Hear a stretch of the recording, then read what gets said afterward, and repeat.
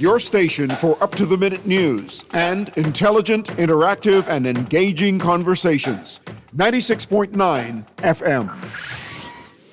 The views and opinions of the hosts and guests are their own and do not necessarily reflect the views of the management and staff of Guardian Radio.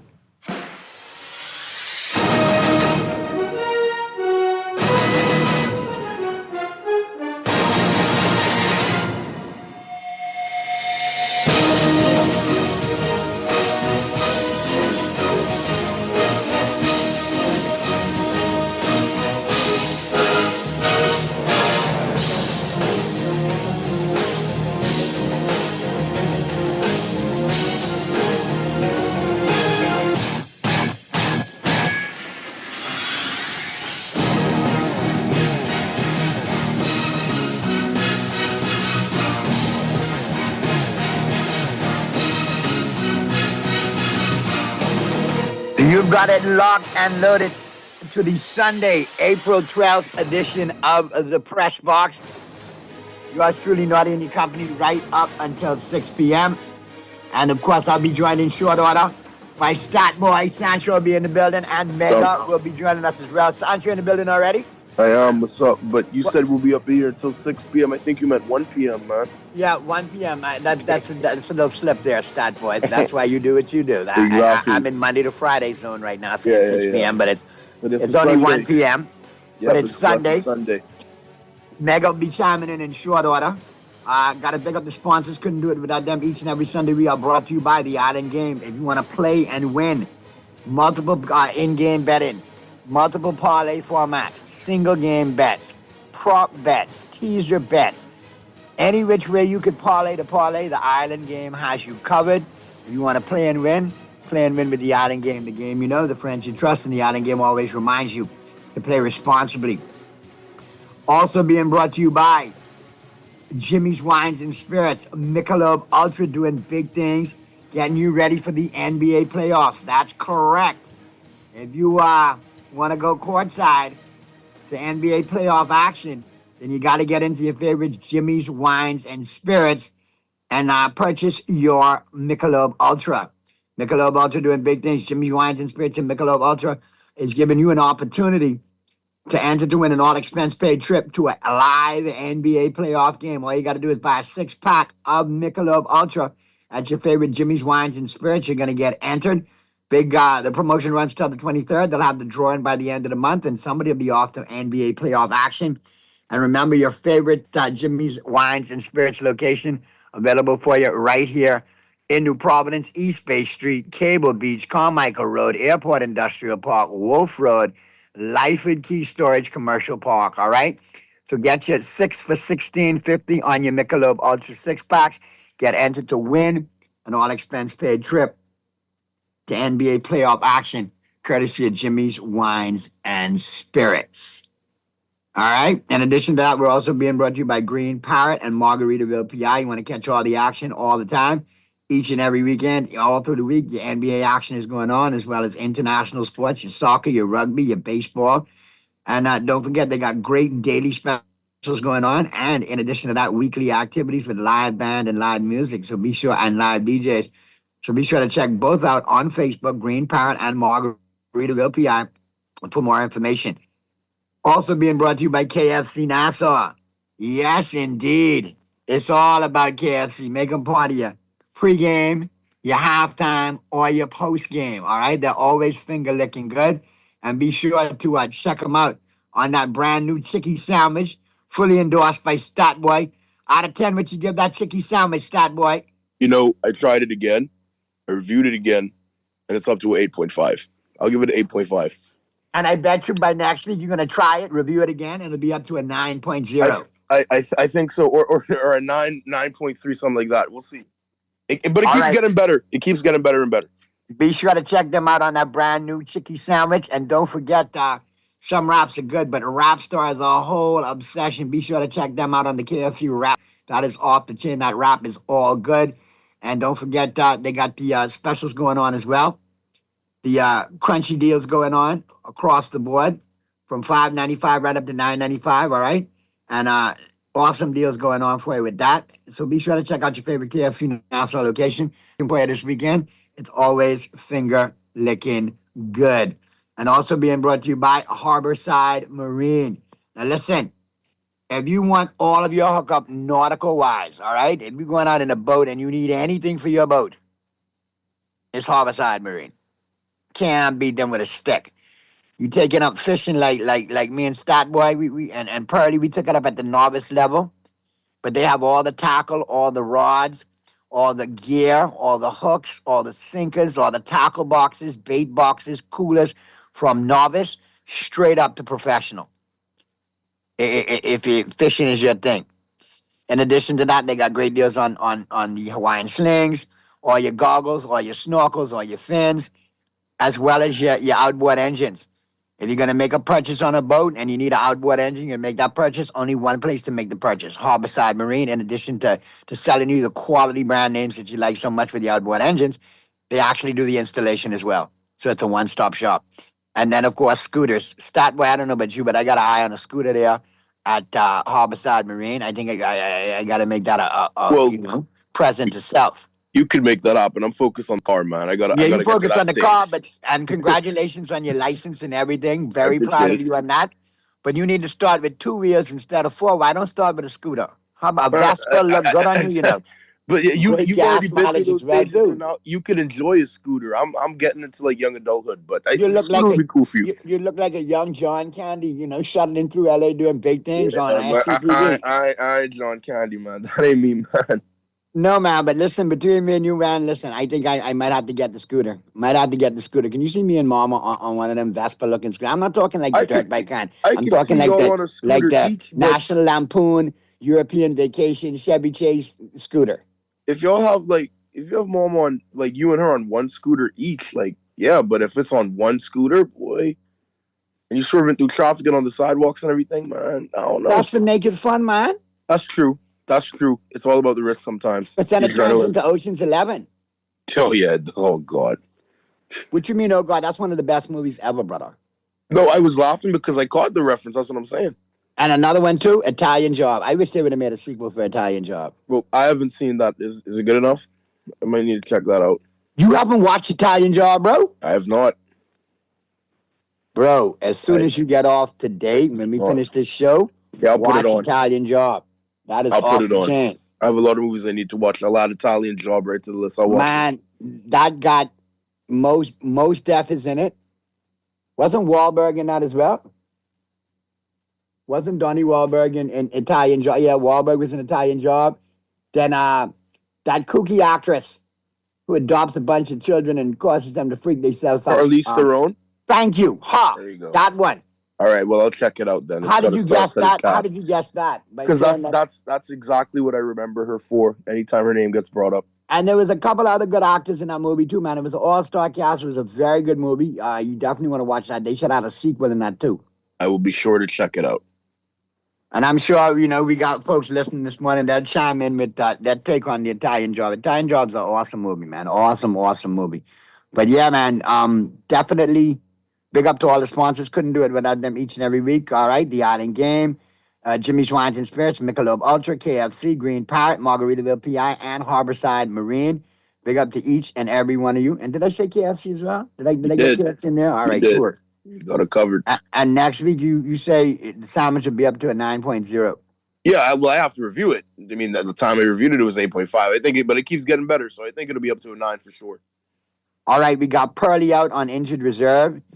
Pearly should be back May 13th or 14th, so I'm hearing. Okay.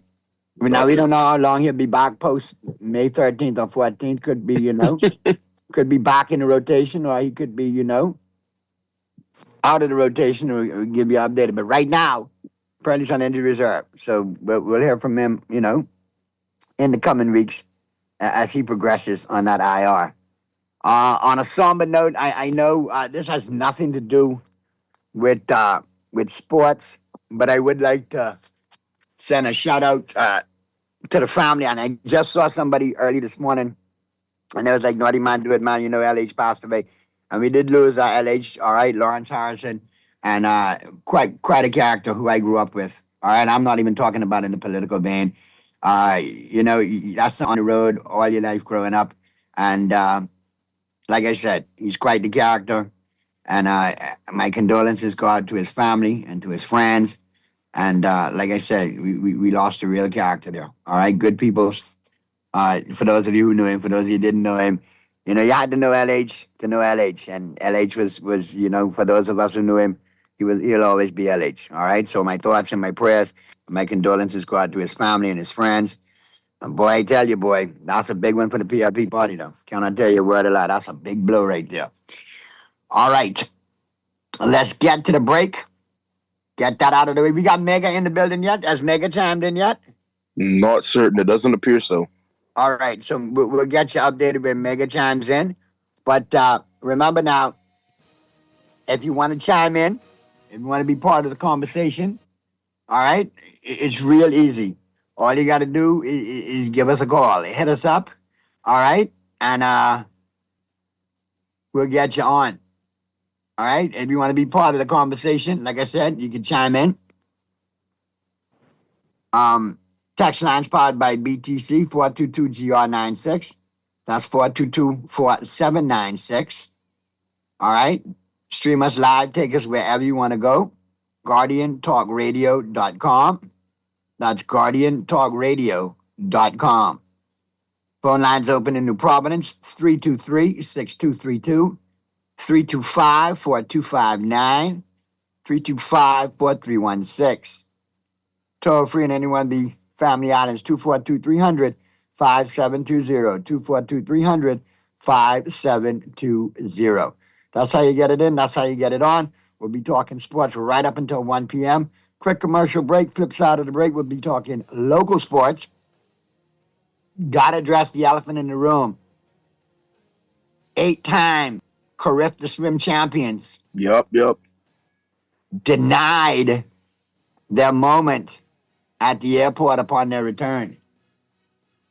So, and we'd like to congratulate them, and we will get into that on the flip side of the break in depth.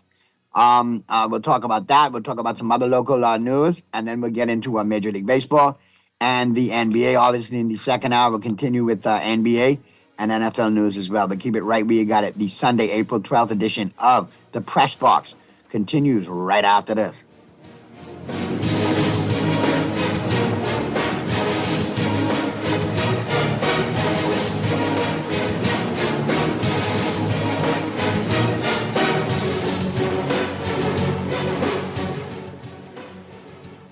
You try to rest, but roll with the best.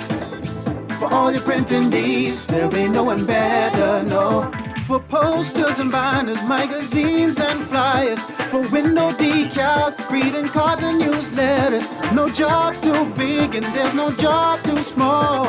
You name it, we can print it, just give us a call. Let Print Masters bring your masterpiece to life. Located in the Nassau Guardian Building, telephone 302-2361. KFC got that crispy onions crunch, take a bite, it's a smile. Sweet onion sauce drip, happy running down my side. Pepper jack cheese, bring a little playful wow. Burrito bun soft like a cloud on this ride. KFC, get chicky with it, hey. Taste the sweet side of things. Every single bite, so lit it. Got my whole crew doing that thing. Crispy onion, sweet onion sauce, pepper jack cheese, going on. Introducing the new Sweet Chicky Chicken Sandwich at KFC. Let's get chicky with it. Play with Island Games. We making dreams come true. Play with Island Games. We paying more out to you. Don't mind the noise in the market. You getting cash in your pocket. 'Cause Island Games is spicy and spicy is tradition. So when you play Island Games, we putting Bahamians first. Guaranteed to pay. Island Games. We like them other jokers. We've been here from the start. From the bike to computer. Island Games. We gonna make your dreams come true. We playing with Island Games. Basketball fans, this one's for you. Buy a 6-pack of Michelob Ultra at any Jimmy's Wines and Spirits location and enter for your chance to win an all-expense-paid trip to a live NBA game before the end of the 2026 season. 2 lucky winners and their guests are headed to a live NBA game, so grab your Michelob Ultra today. In the game. Drawing takes place April 20th, so don't miss your shot. Michelob Ultra is the official beer sponsor of the NBA, distributed in the Bahamas by Jimmy's Wines and Spirits, who reminds you to drink in moderation. This is Guardian Radio 96.9 FM, Fresh news, smart talk, all day.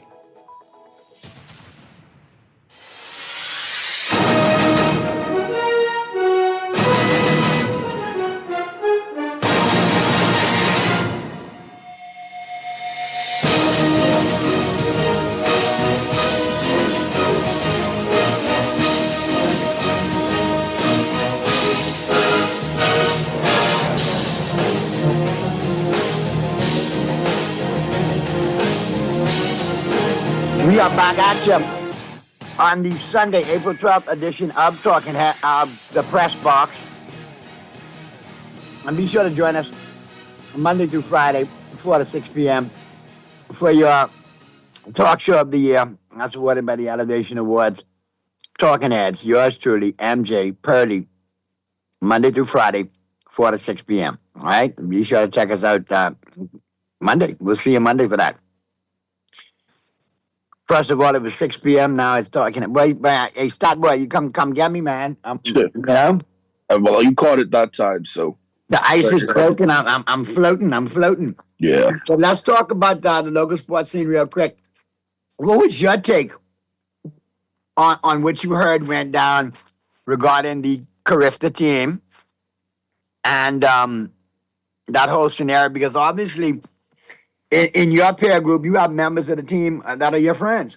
I do. I want to shout my boys, Will Farrington. Got to shout out my boy, Michael Fox. I think they were co-captains of the team, if I'm pretty sure. And they 8-peated. And Michael's set to interview tomorrow morning on the Morning Blend with Dwight. He told me that last night, so props to him. They won 8 straight. They did the thing again, as we've been doing. We're the best aquatic team. We're the best aquatic nation in the Caribbean. And so when I heard that, they came to the airport and nobody was there as promised to them, and then a party was offered to them in the morning when they were exhausted. I mean, because you used to be a swimmer, Dad, and you were a swimmer at the very highest level. And you know that it's one of the most exhausting, physically demanding sports you can do, if not the most, on the entire body. So, I mean, of course, they're all going to be interested in showing up in the morning. And then the Grand Bahamians had to go back home to Grand Bahama to Freeport. So I just think it was very messy and disorganized, and it's unfortunate because the swimmers deserve better. When I spoke to Mr. Algernon Cargo, the president of the Bahamas Aquatic Federation, a lot of those kids expected to have the meet and greet when they came from Carifta, because some were actually turning around and going on a flight back to school in the United States. So they were actually in the airport for a quick turnaround and back to the U.S. Like you said, others had to return to Freeport the next morning. Others were jet lagged. They were fatigued. They had a very strenuous schedule. They had a lot of early morning swims with afternoon finals. Yep. So the kids were up 5:30, 6 o'clock in the morning for breakfast, then for warm-ups, then for meets and heats and so on and so forth. At some points, they were racing until 3 a.m. in the morning. That's when the night would end. So it was a good go for them. It was a rough go. So obviously they should have been rewarded, especially now when you look at winning 8 straight. You know what it is to win 8 consecutive Carifta swimming championships? And I'll be honest, we have a lot of talent in track and field, and it did my heart good to see those young athletes do well in Carifta track and field. But let's be honest now. This is something that needs to be highlighted. That's a dynasty right there, bro. That's some New England Patriot type foolishness. Tom Brady type foolishness. That's some rigged Celtics type of stuff in the 60s, but we did it the honest, hard way. We didn't have to stockpile a bunch of talent. And even though we have a bunch of talent, we didn't do it in a corrupt way like the Celtics did. But we've dominated Carifta 8 straight years. And not to mention water polo too. We've been very successful in water polo too. Yep. Shout out to Coach Lowley and his program. The open water team, we're dominant. It's dominance, and I expect it to continue because the future of Bahamian swimmers is so bright. I think a couple of the guys won't be able to compete no more. I don't know if Michael's aging out. I don't know if a couple others are aging out, but they've been dominant. I don't see why it'll stop. Well, they need to be honored for sure, because that is no easy feat. That's quite the accomplishment. So they should be, they should be saluted. They should have their moment. I We do it for a lot of agree. other disciplines that don't do as well. Absolutely agreed. But swimming is one of we're consistent in it and we're very dominant in it. And we need to show the spotlight on the swimmers more. Now, as far as, like I said, the whole hullabaloo, I understand as well, and I'm not going to be a hypocrite here. Minister Boleg is a friend. I think he got in some scheduling conflict that he thought he could pull off, you know what I mean? Wait it out. And it didn't happen. And I think if this Carifta team came home, ho-hum, and they didn't have the success they did again for the 8th straight year, it could have been a little more palatable. But when you come home after winning 8 straight, you are expecting the entourage. And if the minister had a prior engagement, the Junkanoo should have still been there, the Eats and Treats should have still been there, Absolutely. and another member of his entourage should have been there to facilitate that team. And Not more give them the importantly, message that, tomorrow, like, once you show up. agreed. It should have at been my office. communicated. It should have been communicated way better. It was communicated horribly. And sometimes that's, That's Where what will is do it. the breakdown in communication will cost you. It truly will. But nonetheless, they ought to be congratulated. 8 Absolutely. straight is no small feat. Shout out to them. Shout out to the Carifta 2026 aquatics team because they've done the thing again. Yeah, they're definitely a dominating force in the region. People can say what they want about track and field.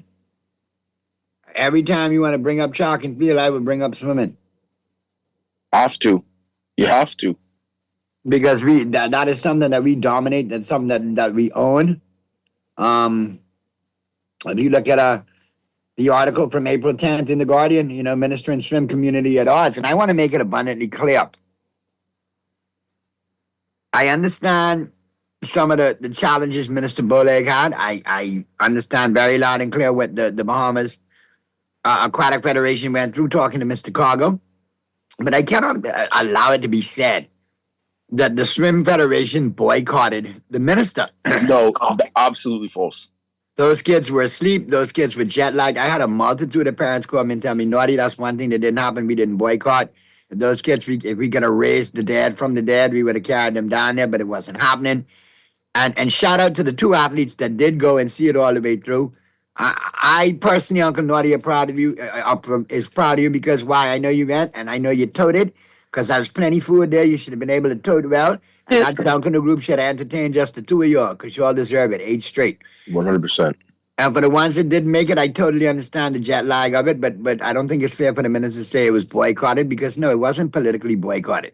Well, but think about it. This has nothing to do with politics from the Swim for them Federation. to say that, despite the affiliation, a lot of these swimmers ain't old enough to vote regardless, and they're not even because in this peer group, I can tell you, kids that age, I don't think the minister was referring to the athletes. I'm thinking more parents, coaches. Oh, that's league unfair presidents, to say. Yeah, so on and so forth. That's unfair to say because the kids are tired and the kids are who most important. It's not always about the minister. It's not always about what you think. It's about the situation at hand. They were tired. They were exhausted. And that's most important. They really didn't care about politics in that moment. And they should have been rewarded, like I said, for winning 8 straight. Absolutely. But hopefully that'll be rectified moving forward. It was going to have to be. Because that can't happen next year when we get 9 straight. You know what I'm saying? Now let's have a look at some other local news.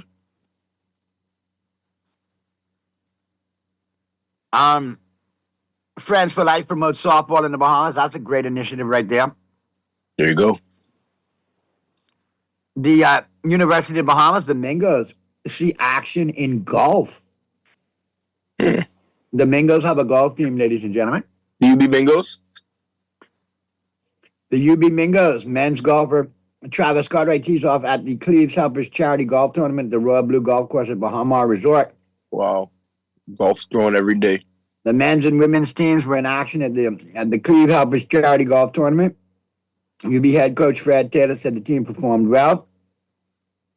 From the scores I saw, they're on their way. From the work we've been putting in from August, a lot of these players are new. So from where they started to where they are now, the future is bright with UB Golf. Good stuff. Travis Cartwright and Rachel Quant combined for a gross score of 89, 18 over par to finish 19th overall. So when there were a lot of teams in that tournament. So congratulations to the UB program, the golf program. Yeah, much getting credit off to the them. ground and getting off and running. Absolutely, much credit to them. Much props to them. It's always tough to build a program. But I'll be honest with you, real quick, I got to tip my hat talking about building a program. And I got to shout out Coach Henfield down there at the International School of Business, Entrepreneurship, and Technology, ISBET. Just had a tournament over there in Bimini. First time these kids have traveled playing junior and senior. And to know that a private school, a very small private school, very, very productive private school when it comes to education, trying to get that basketball program on the map. I actually went over there and held some of the bigger teams in the country to win single digits. It show you something. It shows you a lot. Really should. Because I watched teams that ISBET played, like in Orion Bailey and CB Bethel, take teams to the woodshed in the regular season here. And they're getting held. Level. And they're getting held in the dance by ISBET. And they played well. So hats off to Coach Henfield. Absolutely. And all the organizers at ISBET, at the ISBET school. And like I said, bright future right there with that basketball program, especially at the private school level. Look out for that ISBET program. It is definitely up. All right. Let's see if there's any other sports we got to touch locally. I want to make sure I cover everything. And like I said, the Carifta team as well. Track and field, they did an awesome job. And, great article by Sheldon Longley in the Guardian. The fact that the gap in gold medals closes significantly. So, yes, Jamaica won just 28 gold medals at the Carifta Games this year and 30 the year before. A far cry from the 40-plus they have won regularly over the past 20 years. In fact, the 28 gold medals is the least for the island nation in 25 years, since they won 26 gold medals in 2001 in Bridgetown, Barbados. Wow. Now, is Jamaica slowing down, or has the rest of the region caught up? That's the question. Jamaica won Carifta track and field for a 40th straight time, collecting 28 gold, 27 silver, and 16 bronze for 71 total medals at the 2026 Carifta Games in St. George's, Grenada. Trinidad and Tobago finished second with 35 total medals, 9 gold, 11 silver, and 15 bronze. And the Bahamas finished a close third with 8 gold, 12 silver, and 10 bronze for 30 total medals. Last year, the Bahamas won 16 gold medals and finished in second behind Jamaica. The 14 gold medal gap was the closest the Bahamas got to Jamaica in 40 years. And the challenge for countries like the Bahamas and Trinidad and Tobago is continuing the charge to the forefront, making improvements from year to year. Well, listen, I think we're well stocked. I saw 2 Carifta relay teams in the boys and the girls. I think we have a lot of potential there, Stat Boy. I agree. And the gap is closing every year. I think the rest of the region's gotten better. I think the region's improved. And how long are you going to take cut skin from Jamaica in track and field? Well, it might be a little bit longer, but eventually they're going to lose that Carifta. But at some point, you have to build a program to compete. You have to, because the thing is too, Jamaica focuses so many resources in track and field, and they're good in other things. Like they're decent in soccer, they're decent in swimming too. But their bread and butter has always been the track and field. But you can't focus too many resources at once because other regions and other areas are going to own you. One thing Jamaica does, though, is keep the pipeline connected and full. There's always young athletes coming up in Jamaica in their track and field program. Oh, yeah, absolutely. From 6 and up. They find them from 6 and they start grooming them. And that's what develops into a great Carifta winner. And if you're even better than that, an Olympian and things like that. I think we got to get our training in our leagues on par with leagues in the region and internationally as well. Yeah. We have the physical, athletic talent, but we need to get the repetition and we need to get the games to play in, Yes, the tournaments, the track meets like globally. Correct. Get it set up. and I think we could compete. All right, let's go to the phone lines real quick. Press box. Yeah. Morning, gentlemen. Yeah. Off. Muff. Yeah. Magic Dragon, what's going on, buddy? Man, everything goes. Naughty, allow me to send my deepest sympathy and condolence to LH, you know. I know him from the 80s when all us had our Mustang together, you know. Deepest Correct. sympathy and And condolence goal, to his family and his children. Yeah. That's Pearly on the line, dude. No, that's not boy. Pearly is on injured reserve, man. I know, yeah. I have to go hail him, yeah. But Naughty, big up to the swimming team on 8th Street. First, and I agree with MJ. The John Canoe still going to be in there, the food and everything. I think in Freeport, when they reach there, John Canoe for them in Freeport and other little hors d'oeuvres and things. Even if he got to go to a PLP rally, he should have then had those things in place. He said then he got to come back the next morning.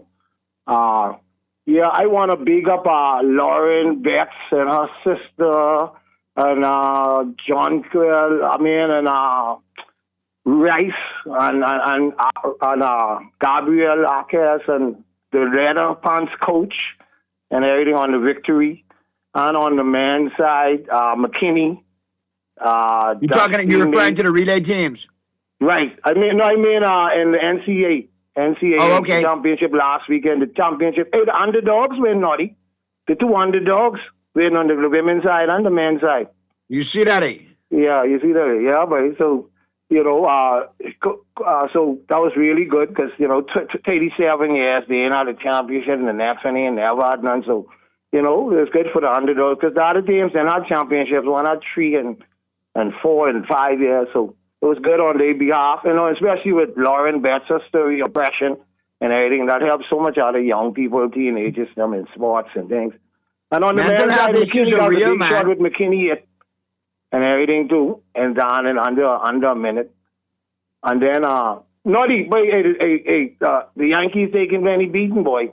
Or taking Benny Beaton. Listen, We'll get into that. What did I say last week? I guess to say it, and then I can hang up and listen, and then y'all can touch on it, because the Marlins was up on y'all too. And then, it's April, Muff. It's April. Okay, that's true. Yeah, that's true. Yeah, you probably always say it ain't how you start, it's how you finish.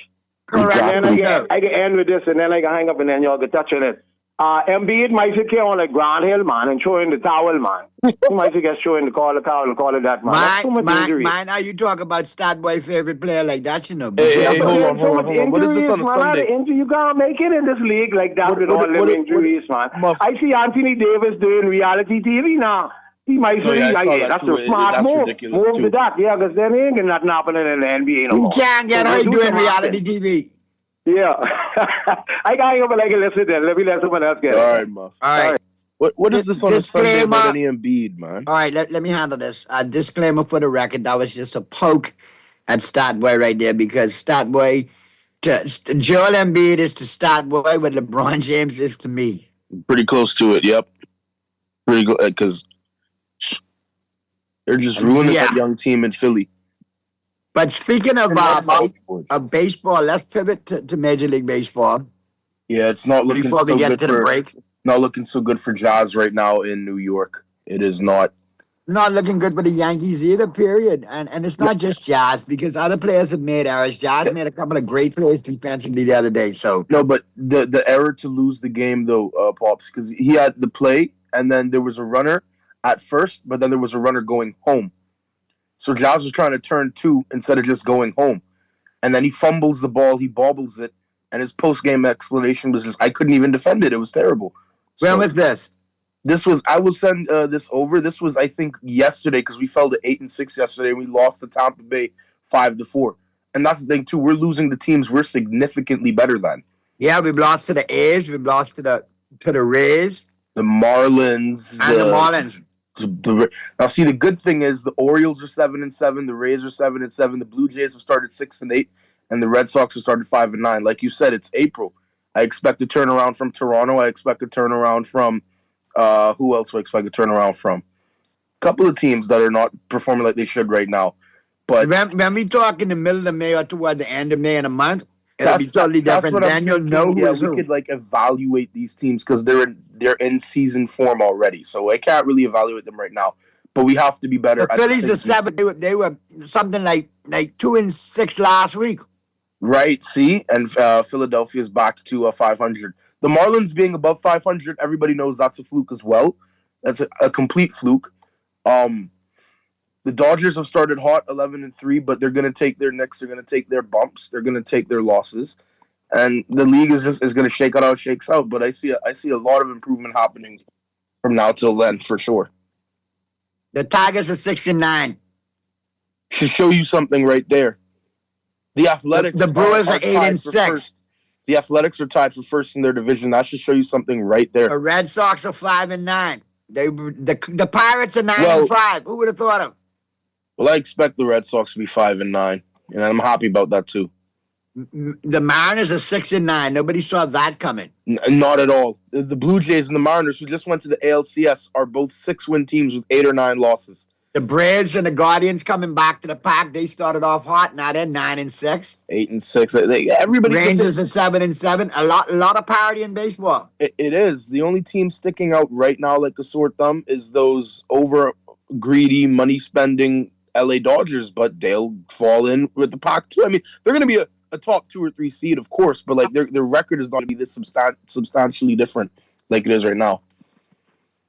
They'll take their losses. I think the Dodgers are built for the long haul, man.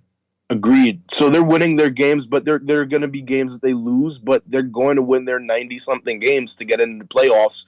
Then they'll beat you in the playoffs. I think they, like I said, there's going to be a lot of parity this whole year in baseball. I can see that. All right? I think, to tell you the truth, there's going to be a lot of parity in all leagues this year, all divisions. The wild card race is going to be extremely entertaining. I really think that's going to be more entertaining than what people think. I agree with that. I mean, there'll be a lot of teams that are going to be lumped up, bunched up, trying to get in at that time. Oh, yeah. That's what I'm referring to. Like, you're going to actually have a good races to watch right down. No doubt. Because I do not see Toronto finishing this bad. I do not see, what's their name? I think the Red Sox could get some wins, but I would love for them to finish with a losing record and not even sniff the playoffs. I hate the Red Sox. The Cubs, who were just in the playoffs last year, are 6-8 at the bottom of their division. That's going to change. I mean, these things are going to change. Yeah, a lot of teams have improved to the point where you may not see it now initially in April, but May and June, when things fall into place, you'll see why people made moves for certain players, why certain pitchers are dominating, why certain hitters are dominating. And then there's also that one crew that just comes along out of nowhere. Yeah, you have that every year. Has the Cinderella season. And because you know what the thing is, too?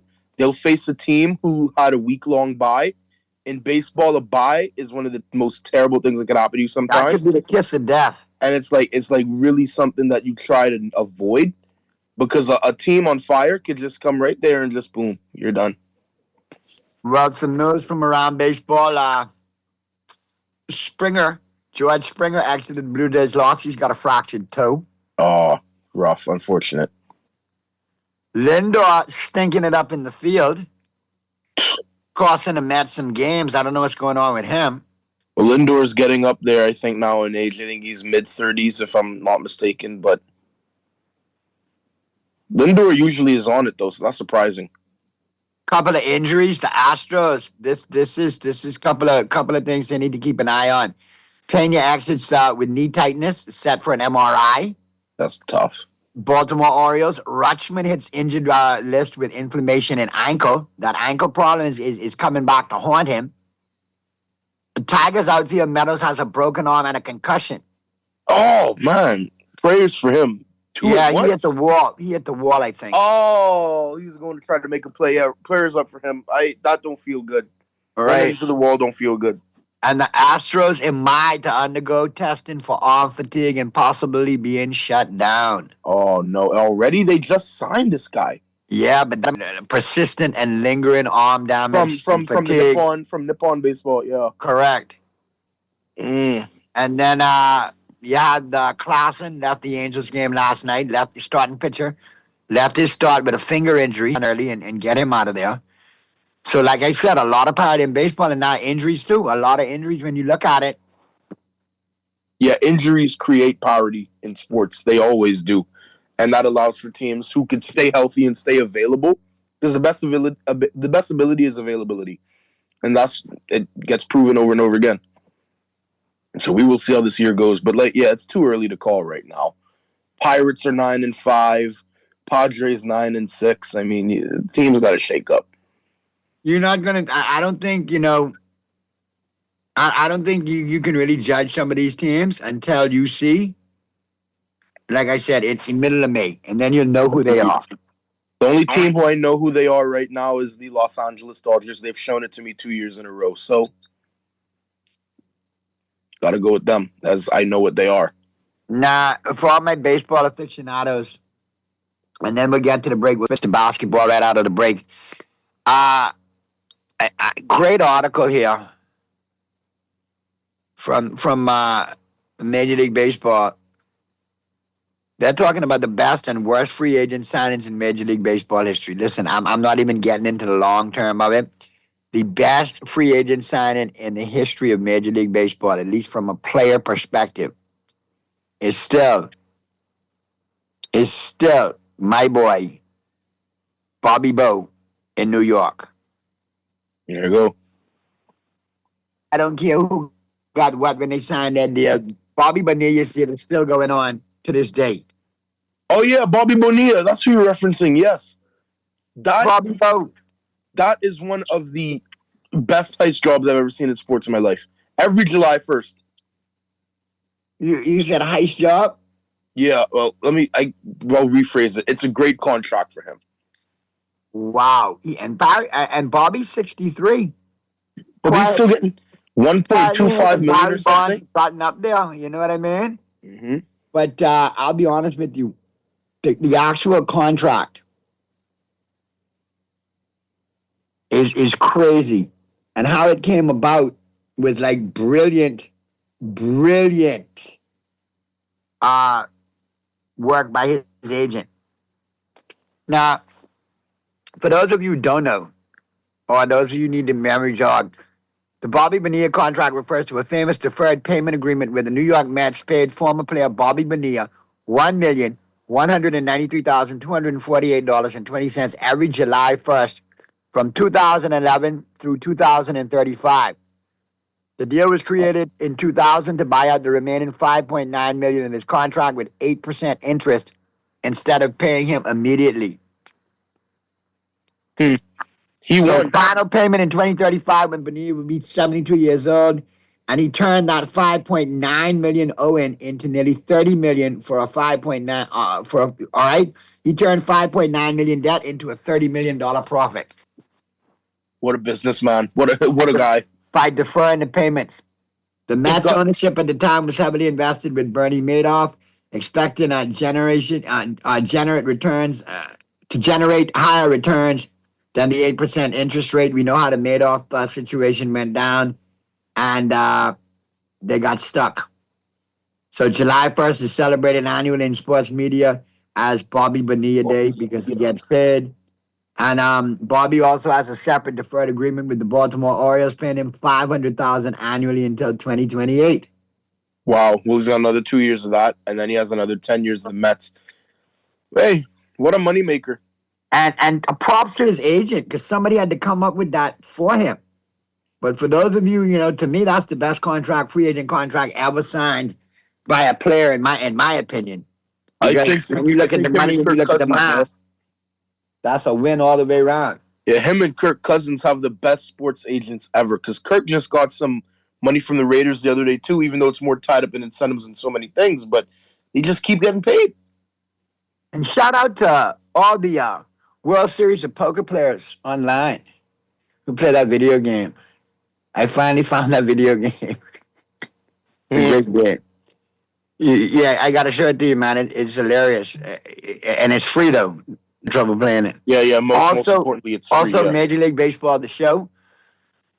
We went into your brother's room to grab something, and that game was on. I said, let me play it. And boy, let me tell you, I was knocking homer after homer after homer, man, on that game. with the Big Hawks character, the big Hawks, Yeah, man. Big Papa Hawks or something like that. Daddy Sharks. Yeah, Daddy Hawks. He does a great job. No, but those are actually kind of two games that I like from your generation. Because when I look at other video games compared to what y'all play today from my generation, y'all got all the high tech this and the high tech that, but we had better games, bro. And you had to think and you had more challenges and all of that. Well, it's the nostalgia factor too. Like going to the arcade, you pay your quarter, or whatever. You play Pac-Man, you play Galaga, you play all. And none of y'all's video games has a universal sound like ours does, like Pac-Man. Waka waka waka waka waka Yeah. waka waka waka waka waka. Yep. Come on. All right, we got Pac-Man's a Mega. classic. Mega chiming in. What's going on, Megaton? What's happening, Mega? Yeah, just watching my Braves beat some teams, enjoying it. They didn't beat nobody last night, though. Yeah. You can fall through every now and then, but I prefer this year than what it was last year. You know how it was last year. Oh yeah, the first 2 weeks. Yeah, First 2 weeks couldn't buy a win. You was what, like 1-15 to start the season last year?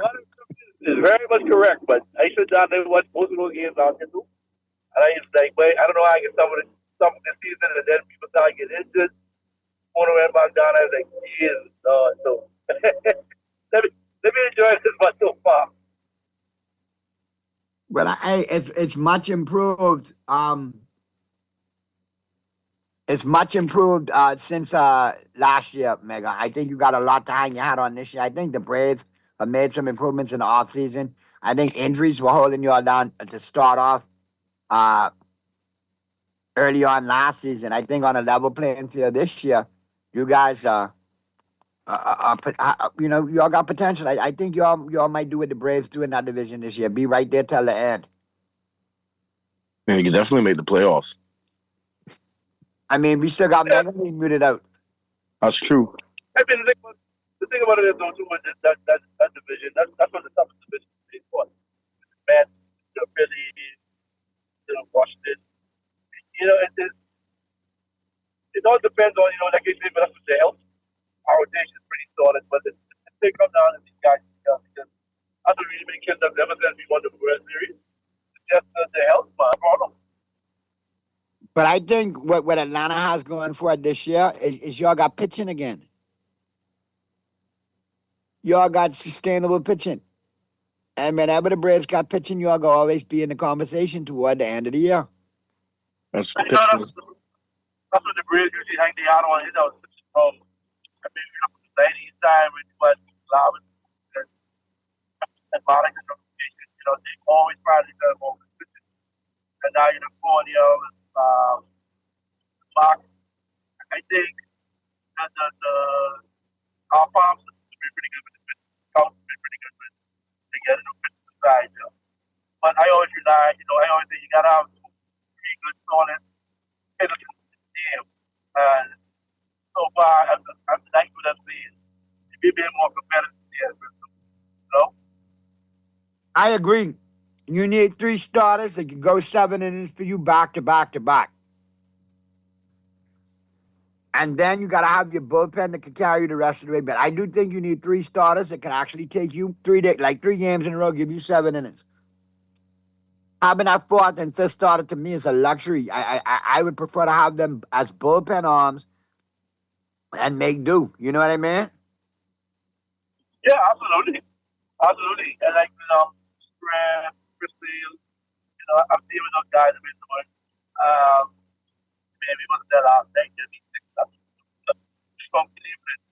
But like I said, when I've been watching so far from the season, I'm like, all right, we can be pretty competitive here in the NL, not just the NL League, but the NL, but the whole. I know who can be done to all the things. They may put a 3 feet off. But, just baseball, 6 games, things are changing, you know what I'm saying? Series is great. The Dodgers they can lose a few, I think you're Freddie Freeman on the team. I don't know. But anyhow. But you gotta watch out for Pearlie and them though, because they playing at a high level, man. They were down 6-1 the other day and came back and won. They hitting the ball and they pitching the ball, and this early on. Hey, Mike, a little bit closer. You distorting a little bit, all right? All right. But to be honest with you, the Dodgers are off to an early start. It looks like they just continuing where they left off last year. That's what scares me about them.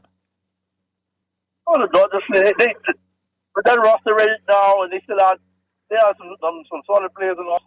Like I said, it's kind of hard for them right now to lose if they say up. I don't see nobody beating them for say in a 7-game series. I can admit Toronto Dodgers World Series last year was one of the best I've ever watched in a long time. It was, and then the Dodgers spanked them up early on this season too. When they played them up last week, took like 3-4 from them. Yeah, I was watching that game because my brother-in-law thought the game was pretty nice. Like, but you actually sit there and you sit there and you stumbled that game. I was like, that was a 7 inning. It was 14-2. I was like, I've been going on long time. But what can you say about a team like that? They built like how how the Yankees used to dominate in the 90s and the early 2000s. So now it's like these evil empires coming right back into form. And I watch it. What impresses me with them is they get down 4-0 and they don't even check. And next thing you know, the final score 8-6.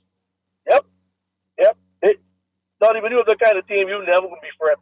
You're never gonna be friends. It only take one hit. How many times have you seen them with the Dodgers from last season? They were out of many games, and then all of a sudden, like you say, just take one hit, they right back in it, they close, and they come off to win it, or they go ahead off that one hit, and that's what it is.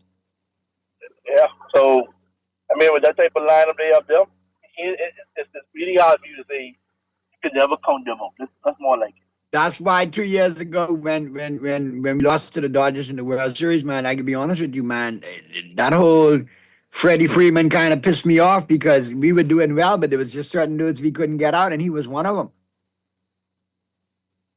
And he punished us. And the Dodgers seemed to have like a punisher for whenever they needed. If it's not Freeman, it's Teoscar Hernandez. If it's not Hernandez, it's the catcher. If it's not the catcher, you know what I mean? There's always somebody stepping up for them. And we haven't even mentioned Ohtani yet. What's your take on the Dodgers there, Stat Boy? About technical difficulties. Until they get beaten in the World Series, they're the team. They're the team. They're built to contend every year. And when you add, and I'm going to say it, I don't care if you say it's too early. I don't care if you say he hasn't done enough yet. When you put the greatest baseball player of all time on a team, your chances like skyrocket. It's like you have a team of Shaq and Kobe and Bird and all these and like solid guys, then you add Jordan. It's like, come on. Yeah, they are fully loaded. We will say that. Let's look at the baseball schedule today real quick before we get to the break. See who's playing where. And quick look at the Major League schedule for today.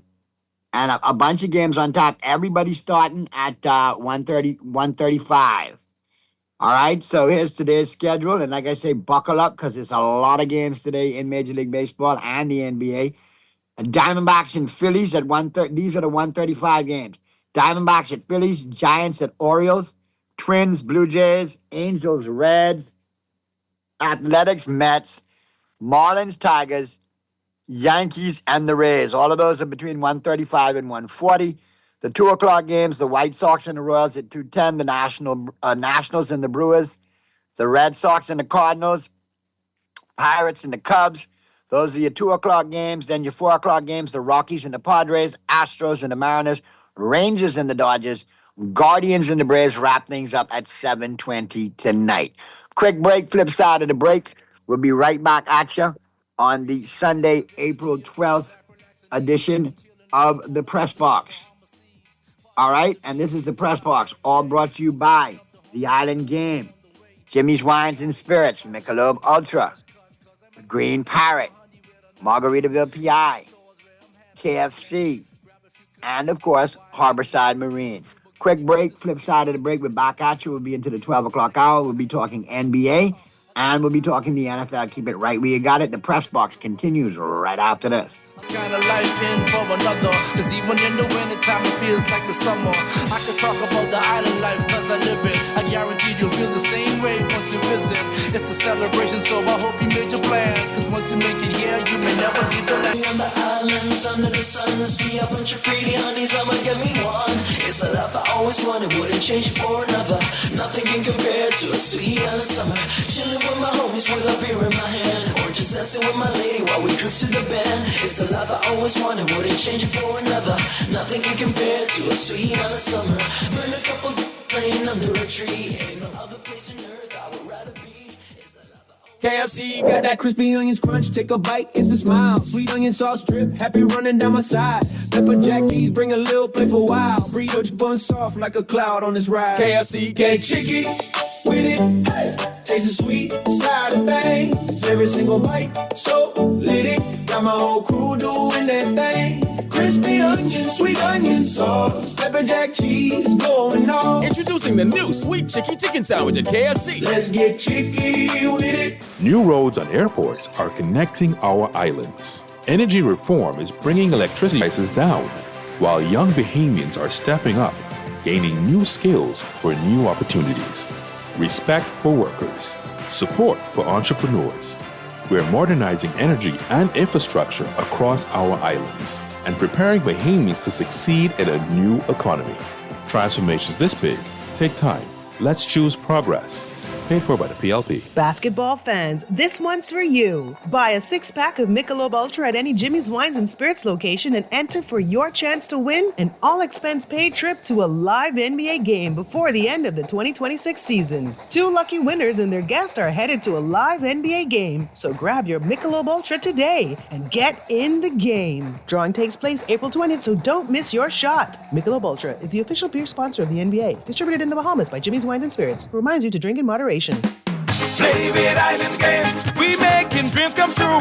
Play with Island Games, we paying more out to you. Don't mind the noise in the market, you getting cash in your pocket. Cause Island Games is spicy, and spicy is tradition. So when you play Island Games, we putting Bahamians first, guaranteed to pay. Island Games, we like them other jokers, we've been here from the start, from the bike to computer. Island Games, we can make your dreams come true. We playing with Island Games.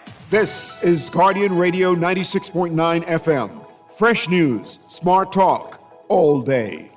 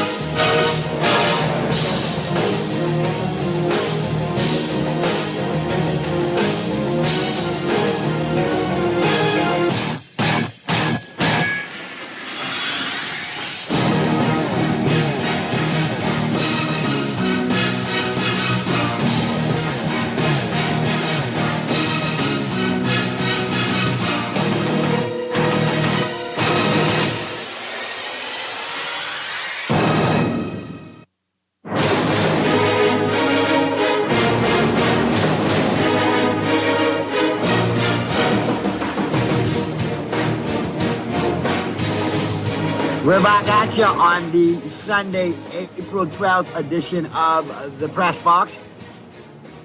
And of course, like I said, we're into the 12 o'clock hour. 12:03 p.m. is the time. And of course, we got to big up our sponsors. Couldn't do it without them each and every time. You know what I'm talking about. First and foremost, the Island Game. That's where we're playing and win all season long. All of your games. All of your games. All right? All your Major League Sports, single game parlays, running parlays, in-game betting, prop bets, teaser bets, you name it, they got it. If there's a way to play it and win, the Island Game's got you covered. Simply log on to theislandgame.com, and the Island Game always reminds you to play responsibly. Also being brought to you by Jimmy's Wines and Spirits, Michelob Ultra, doing big things, getting you off the NBA playoff basketball. Get into any one of your favorite Jimmy's Wines and Spirits between now and the 23rd of April. Buy a 6-pack of Michelob Ultra for $16.95 and get yourself hooked up with a registration. They're going to have a huge drawing, and somebody's going to an NBA playoff game, courtesy of Jimmy's Wines and Spirits, and of course, Michelob Ultra. All by KFC Nassau. It's always finger licking good. Let them do the cooking for you today. Be sure to check them out on that Chicky Chicken Sandwich. That is all G-O-O-D good. All right? And the Rap Star Wrap is all good. Be sure to check them out at your favorite KFC location. Let them do the cooking for you today. Like I always tell you, it's always finger licking good. You want to catch all the action? Take it in all the time? Green Parrot, Margaritaville, PI. Great ambiance, great food, great menus, great beer specials all the time. All of your Major League action. Major League Baseball, the NBA, hockey, European soccer, rugby, just to name a few. In addition to that, they got live music through the week as well as live DJs. Simply check them out online, on social media, on Facebook, Green Parrot and Margaritaville PI. All of the information is there for you on how to go get your good time on with Green Parrot and Margaritaville PI. Also being brought to you by Harborside Marine. Listen, if you need outboard engines, if you need scooters, if you need all of your fishing necessities covered, need new coolers for the boats, they got you covered. All right? You need any equipment for your boat, they got you covered. If you need a new engine, they got the engines for you, and they do installation. All right? So big up to Harborside Marine as well. All right, we're into the 12 o'clock hour. Big up to all the sponsors. Couldn't do it without them. We're talking basketball now. If I'm not mistaken, Stat Boy, today is the last day of the NBA season, correct? I believe so, yes. Everybody has one more game to play, and you're correct. It is today. And we look at it going in now, and I'm looking at the landscape before us. We got some interesting matchups in the first round coming up. Well, not everything's solidified. Some seeding shakeups could happen. I think we could get the third seed and be above the Nuggets. The Nuggets play the Spurs today to end the season, but I think the Nuggets will win that. Jokic is going to play this final game. No. What I'm hearing is the Nuggets are benching everybody pretty much. Well, except Jokic, because Jokic needs the one more game because he has to have his award availability so he can make first team All NBA again. He won't win MVP, but I don't think Jokic and the bench of the Nuggets beats the Spurs today. Well, fair enough, but the Spurs, I know for sure, resting everybody because Wemby has his availability. And I hope we stay at the 4th seed. I'd rather us play the Houston Rockets in the first round than the Minnesota Timberwolves, but we'll see how it shakes out. Yeah, I would prefer that matchup with the Rockets as well. There's still no guarantee for the Lakers with Luka or Reeves with their timetable for return. So we'll see how it pans out. I will say, though, LeBron has been back in that number one role. He's been doing what he needs to do recently, holding us afloat.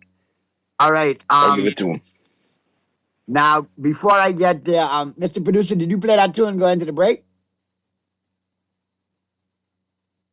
Mega, I wanted to know if you heard a certain tune and go into the break, man. It's on mute? No clue. Or Mega might have dropped. He might be in a bad area.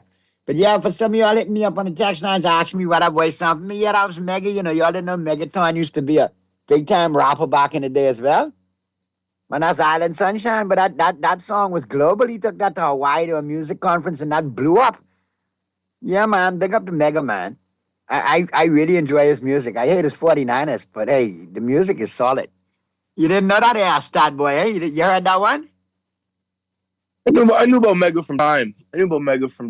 That's elite. That was my peer group describes nowadays. That's elite ball knowledge. That's what that is. Elite knowledge. Okay, there you go. Let's go to the phone lines. The press box. Hey, Naughty. Hey, what's going on, Mystery? Hey, what's up? Who in the studio with you? Stat Boy and Mega. What's up, Stat Boy and Mega? All is well? Good, man. Yeah, everything good, man. Wonderful. Hey, Naughty, I've been kind of missing a lot of the games. Let me know who made it to the play-ins and who's definitely out in the East and the West, please. Well, listen up, because we're about to go into that right now, so you're in perfect timing for that. Okay. Yeah, they still haven't. Would the Heat be there? Listen, the Heat is the perennial play-in team. For the last 4 or 5 years, the Heat have been the play-in team. So you shouldn't really worry about that. You should like that, because from that position, they made off runs. Unlike the Lakers, when they go from the playoff, but when they do the play-in, it's one and done for them. So Golden State is out. Yeah, my Golden State could start. Where's Golden State in or out? Golden State's in the play-in as the 10 seed, so they have to win to the playoffs. Well, Mystery, just listen on out. We're gonna do the full rundown of the NBA, and we'll be talking football as well coming up, boy. Your Dolphins got some big decisions to make with that draft pick too, boy. All right, so we'll get to the NFL in a second, but let's jump to the NBA. Let's look at the standings right now, and then we'll have a better picture as to how these games play out today. But I think a lot of resting and a lot of strategic playoff positioning as well is going to go down today with how people play, who suits up, who does what. If you look at the Eastern Conference, Detroit is the number 1 seed, followed by the Boston Celtics, then the New York Knicks, the Cleveland Cavaliers, and the Atlanta Hawks. Surprisingly, ended up 46-35 as the 5th seed in the East. I cannot believe that. I cannot believe that. Toronto, 45-36 is the 6th seed. Well, I told you Toronto would be a playoff team, but they have to make it into the playoffs and get that. It's all about that final 6 seed in the East right now. That's undecided right now. Now, how does it work here? 7 and 8, Orlando and Philadelphia, they are holding seeds, correct? They are right now. They'll wait to play the winner of the 9 and 10 game, correct? They do, but here's the thing. The Magic could lose today. The Raptors could lose today, but I think the Raptors might actually play the Magic. So, no, the Raptors play the Nets and the Magic play somebody else. So if the Raptors lose and the Magic lose and the Sixers win, they're all at 45-37. So then it becomes the tiebreakers thing between those 3 teams. So we'll see. It's going to be very interesting. I know that 9 and 10 for sure. Watch out for that Charlotte team too. Because that's another thing. They could win today and Philadelphia could lose, and I think they could leapfrog Philadelphia because they'll both be at 44-38. All I know is that for certain the Heat are locked into the 10, and I think Charlotte's locked into the 9. I like the Sixers and Charlotte coming out of this play-in, you know. Well, it's all about who gets the 6th seed, and then I would like the Sixers and the Hornets to make the playoffs for some new energy. We've seen the Heat go to the first round the past couple of years and just get swept out. We've seen what's their name, Orlando, go and lose in the first round. Time for some new blood. I would love for Charlotte to make the playoffs, especially them. But I want to see VJ. I want to see VJ in the playoffs. I want to see VJ do his thing too, to tell you the truth. That's what I really want to say. I want to see VJ. So if I have to root for them, I love Charlotte, what they've done this year. I love the rebuild, but I got to root for Valdez, the Bahamian blood. All right, here are the current playoff matchups as we go in the Eastern Conference. The Detroit Pistons versus the number 8 play-in winner, which will be decided. Boston Celtics, number 2 seed versus the number 7 play-in winner, to be decided. The New York Knicks, number 3, take on the number 6 seed Toronto Raptors. The number 4 seed Cleveland Cavaliers take on the number 5 Atlanta Hawks. That should be an interesting series there. I think that is the first confirmed matchup, but it could change, I'm pretty sure, because Toronto might clinch, and then they might leapfrog the Hawks and be 5, and the Hawks go to 6, but they're in the top 6. So the East is still very interesting and undecided, whereas with the West, it's undecided too, but you get a clearer picture. But I like the Sixers to beat Orlando in the 7 and 8 play-in, and I like Charlotte to beat Miami in the 9 versus 10 play-in. I agree with that, and then it sets up a game between what's their names? It sets up a game between Orlando and Charlotte for the 8th spot. You look to the Western Conference, you got the Oklahoma City Thunder. They play the number 2 seed play-in winner. The number 2 San Antonio Spurs take on the number 7 play-in winner. Both 7 and 8 will be decided. Right now, it's the Denver Nuggets versus the number 6 Minnesota Timberwolves and the number 4 Los Angeles Lakers taking on the number 5 Houston Rockets. Western Conference play-in, the Phoenix Suns versus the Portland Trailblazers. LA Clippers versus the Golden State Warriors. I like the Clippers and the Trailblazers. Whoa! You got Trailblazers to beat the Suns? Yes, sir. Oh, that is a hot take. I think because Portland's got enough people back off injured reserve, and they're a different dynamic. That's fair, but I'm going to stick with the Phoenix Suns to win that. The Suns are the better team. They should win it, but the Suns have played poor down the stretch. Let's be honest. But Portland is also so young, and sometimes being young and hungry can carry you. But that's what I like about Portland. The young. But then you have Devin Booker, who's been a top tier scoring shooting guard for 10 years. I wouldn't say underrated, but he's like way better than the shine he gets. You have Dylan Brooks. You have do they have Mark Williams at center? He's injured and Williams is injured. Brooks is hurt. Oh boy, Brooks been out. This could be rough. Well, I saw he got arrested for a DUI, but I mean, I didn't know he got hurt. His arm wasn't hurt. But I think definitely the Clippers will destroy Golden State. Just because Golden State's injured. Yeah, but they're not a well-built team either. They're not good. I think this might be the last hurrah for Steve Kerr and Golden State this year too. It could be. He could be out soon, and if he is, what a career it was. I mean, I watched it from start to finish, and I wouldn't fire him. I would fire Mike Dunleavy, the general manager, former player. He's complete garbage. He's built terrible teams. Terrible teams. He's got to go. And maybe they should fire Kerr and hire Mark Jackson. And hire Mbake. About 12 years too late for that. Kerr's already built a dynasty. Poetic justice. Yeah, I think the Clippers will eliminate Golden State, and I think the Suns beat the Blazers, so that'll set up the 8-seed game, Clippers versus Blazers. That's a toss-up right there. Personally, I would root for the Trail Blazers in that, but I would pick the Clippers to win. Kawhi's been doing his thing this year. They have Garland. They have, I forget the center they have.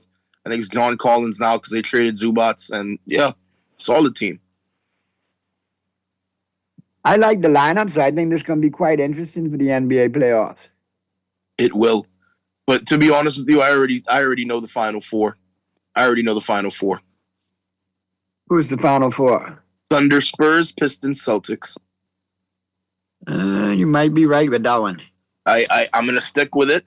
And then, I'll get to a finals matchup prediction later on in the playoffs, but I have a sneaky feeling about that too. And who you got? As it stands right now, honestly, I got the Celtics to win the East, and I got the Spurs to win the West. But I don't want to jinx it for mummy's sake. I've always said the Spurs are a legit contender in the East. In the West. Oh yeah, you've been calling it from time, but like we said the other day, nobody saw 62 wins. Like that was so impressive. Yeah, the 62 wins is big time for them, man. You have to look at. You have to look at that. That is a big statement. That is a huge statement. Absolutely. Because nobody saw that coming. You know what I mean? Not at all. So, we'll see. You know, like I said, some of these matchups are really intriguing, and others are like, boy, do we even have to play this? I'm surprised the Hawks made a top 5 seed, man. I am truly surprised. But that's because the Pacers were injured all year. So I think that's some scheduling and stuff too, man. Yeah, and the Pacers tanked to get a high pick. Halliburton will be back. He'll be back in game shape. They have, I think, the Pacers who acquired Zubats, and the Pacers are going to be a threat again next year. They could beat anybody fully healthy. Yeah, I think they're going to be a great squad next year with all those injuries. You know, Halliburton coming back and so on and so forth. Yeah, it was just a heartbreaking wash, but they'll be back. Zubats too. I think Zubats is big time. Yeah, because he replaces what Miles Turner was. He might not be able to shoot like Miles Turner, but lob threat, rim protection, same thing. Correct. All right, let's get to this break. We'll get the first break in now. Flip side of the break, we'll talk some more NBA, and then we'll get into the NFL. Talk NFL offseason news, and the NFL draft was coming up. And we got Rich Eisen taking us home today, so keep it right where you got it. The Sunday, April 12th edition of the Press Box, all brought to you, of course, by The Island Game, Jimmy's Wines and Spirits, Michelob Ultra, KFC Nassau, Green Parrot, Margaritaville PI, and Harborside Marine continues right after this.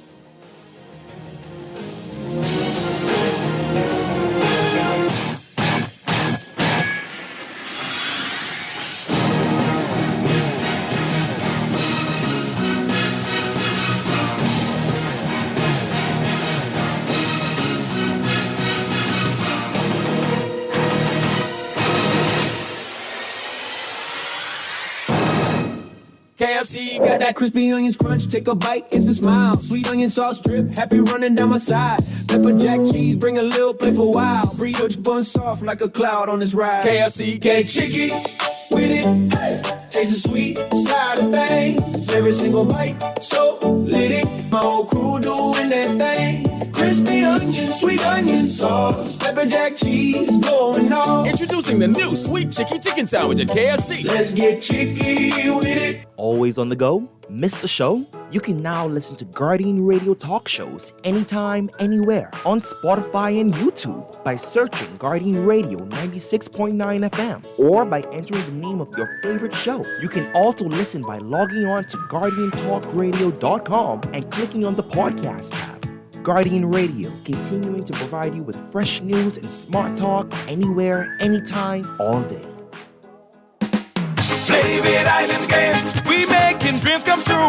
Play with Island Games, we paying more out to you. Don't mind the noise in the market, you getting cash in your pocket. 'Cause Island Games is spicy, and spicy is tradition. So when you play Island Games, we putting Bahamians first, guaranteed to pay. Island Games, we like them other jokers. We've been here from the start, from the bike to computer.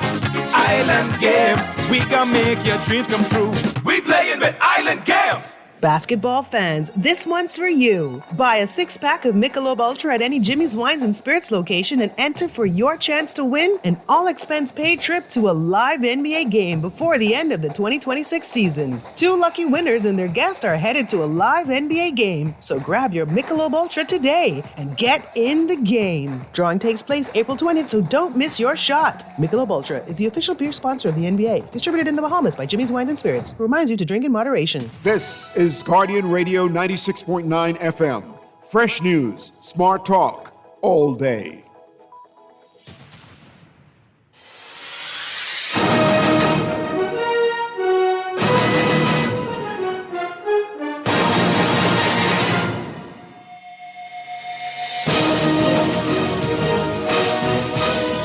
We're back at you right here on the press box. And we're into the 12 o'clock hour, 12:21 p.m. is the time. Your boy Naughty along with Statboy and your company. Right up until 1 p.m. Mega should be joining us in short order. He had a little technical difficulty, fell off, but he should be back in short order. Let's pivot to the NFL now. And look at the NFL offseason. A lot of noise, a lot of rumbling. And again, I tell people, don't buy into what you're hearing this time of year coming out of the NFL. Because there's a lot of gamesmanship going on. A lot of smoke and mirrors. For lack of a better word, a lot of lies. Teams will put out lies to make you go away from a player that they really want. You know? And it happens this time of year. I mean, Starboy, what have you heard from the Baltimore Ravens side? You heard any rumblings draft-wise? Any potential trading up? I've heard some potential trading down. Nada. Absolutely nothing. I've never been more. I keep getting disappointed, even though I expect disappointment every offseason. I don't know why, but yeah, this has just been. I mean, we got Hendrickson, but we absolutely botched the Crosby trade. We made no offensive signings at skill positions, especially wide receiver, which is a position of need now. And you know, we let so many guys go. We let Likely go. We let Ricard go. I mean, Harbaugh. That scumbag. He just made them into the New York Ravens. So, well, you know that was coming. Yeah, he didn't have to be a D word like that though. But yeah, he pulled the D word move. So, all right, let's look at some news floating around the NFL. Dallas Cowboys safety Marquise Bell has been arrested and charged with possession of a controlled substance and marijuana. The controlled substance allegedly to be ketamine and marijuana. This according to the Collin County Jail records in Texas. The arrest was made Friday by Prosper, Texas police. The possession of a controlled substance is a felony, while the marijuana possession is a Class B misdemeanor. The arresting officer smelled marijuana after Bell was pulled over on Friday night.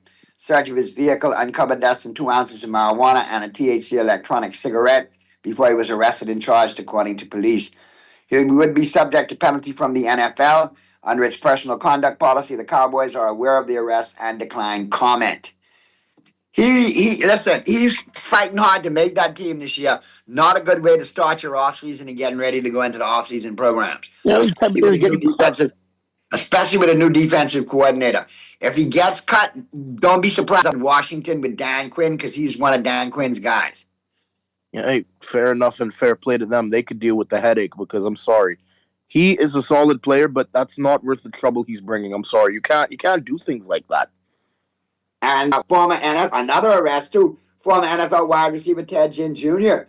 was charged with driving while intoxicated in Tarrant County, Texas on Saturday. Ted Ginn from the Saints and the Panthers? And the Dolphins. Ginn, who is now he's the coach Buckeye, of the former Buckeye too. Oh, correct. He's now the coach of the UFL's Columbus Aviators, was booked on Saturday according to Tarrant County Sheriff's Department records and was later released after posting $1,000 bond. The Ennis Police Department told WSYX TV in Columbus that Ginn was stopped at 12:58 a.m. Saturday and was given a field sobriety test, which he failed. Ginn, 41, will not coach his team's game Sunday against the Dallas Renegades. Can't do things And like Ginn that. played 14 seasons in the NFL with 6 NFL teams. He was drafted by the Miami Dolphins out of Ohio State with the 9th pick in the 2007 draft. Ginn also played for the San Francisco 49ers, Carolina Panthers, New Orleans Saints, Arizona Cardinals, and the Chicago Bears. And he was just named the Aviators coach in December. Now, some other news. Sad news. Former Jets quarterback, first-round pick, and Louisville Cardinal legend quarterback Browning Nagel dead at the age of 57. Oh, boy. And I found that to be very sad because I remember when Browning Nagel was actually drafted into the NFL. Okay? And here's the deal. He was drafted by the Jets in 91. Okay? And he had his actual NFL draft party at the Merv Griffin Resort. And I had actually just started working there out of college. Okay. Yes, I was not familiar with Merv Griffin, so. Right. It later became the Atlantis, long before your time. All right. And he requested a karaoke party after dinner. And me and my good friend Phil Cooper had the host up for him. And they was tipping, like they tipped the crap out of us. That was big tips. Because he had just made the NFL #1 pick for the New York Jets out of Louisville, Browning Nagel. Very nice kid. Had a horrible NFL career, was a bust. Went on to coach football and do things behind the scenes out of football. But, very sad situation there. And he had fought colon cancer, and he lost his battle with colon cancer on Friday. Only 57. But, like I said, he was a good guy, very still active in the football community, after his bust of a career. So sad to see him go. May he rest in peace. Colts seeking to trade away cornerback Moore. This right here could help the Ravens. This could help the Cowboys and a couple other teams. Kenny Moore, the second on the trade block now. New defensive coordinator in Indianapolis. He doesn't fit the scheme, so he's on the trading block. Well, it could help y'all and other teams. We're not going to make the trade for him. I know who we are. We don't make trades. We don't make moves. We get old veterans for cheap. It's the same Ravens system. Now, another move that went under the radar quietly yesterday, but I think this may have bigger ramifications coming down the pipe. The Eagles made a trade for Dontavian Wicks with the Packers. Yes, the receiver. The Packers got a 5th-round pick in this year's draft and a 6th-rounder in next year's. Wicks agent David Mulugeta, or David Moneygetter, told ESPN's Adam Schefter that the Eagles are signing Wicks to a 1-year, $12.5 million extension. Now I think A.J. Brown becomes expendable. Because now they lost Romeo Doubs, and they lost Wicks, but they still have Christian Watson, Jaden Reed, and Matthew Golden. So their receiver room is still full. So now does A.J. Brown become expendable because Philadelphia's got a ton of wide receivers now? Well, he possibly could, and Smitty could become the #1. But, I was thinking that A.J. Brown would go to the Patriots, but now the Patriots might not even get to do that move because, them photos leaked of Vrabel and Rossini, so they might just not even do it just to avoid the scandal and the backlash of him giving her info. How did I know you were going to bring up Vrabel and Rossini? Let's just leave that. All right, we'll leave it. That's for TMZ. Okay. A coach and a reporter. Is Vrabel still married or is he divorced? Both of them are married. Oh, yeah, that's TMZ, man. Leave that Oh, for, yeah, I'll for leave it. TMZ. We ain't going there. But now I know how she gets the inside scoop from Patriotville all the time. Yep. Now you know. 49ers signed a cornerback, Jack Jones, to a 1-year contract. There you go. Originally a 4th-round pick by the New England Patriots in 2022. Played all 17 games last year, finished with 1 interception, 2 forced fumbles, and 6 pass defenses. Jones is 28. He should help the 49ers. They got secondary issues. That's a nice, decent move for them. Yeah, that's just some of the news stories that are popping up. But now when you look at the NFL draft, what's really popping up is could this be a trade situation? Could you see a lot of wheeling and dealing in trades going on this year? Could. You very well could. So we'll see. We got Mega back in. I don't think so. I know Mega was having some issues, so we'll wait and see. I think BPL may have got him. I'm just going to leave that like that. But if you look at the NFL, though, lots to talk about NFL-wise in the offseason. A lot of people, are seeing this not to be the usual NFL draft. There's going to be some moves made. People are going to move up. People are going to move down. For example, you may have a team like Arizona who wants a quarterback, but they don't want to pick that quarterback coming out of Alabama at number 3. They're going to pay way too much. You see what I mean? I see what you mean. Now, you make a trade with Dallas and you go to number 12. Now he's a little more palatable at number 12 and a little more, you know what I mean, affordable. Dallas gets to go up and do their thing. And then you got teams like the Raiders.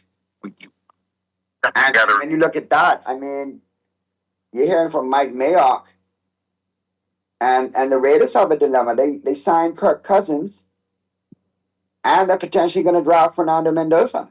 Oh, yeah, they will, but the thing about it is, and we got Rich Eisen, like I said, Matt Mayock lined up. I'm going to let Mr. Producer, I got to let him put this on for 1 second. Before you make that move, Mr. Producer, I need you to line that up for me real quick.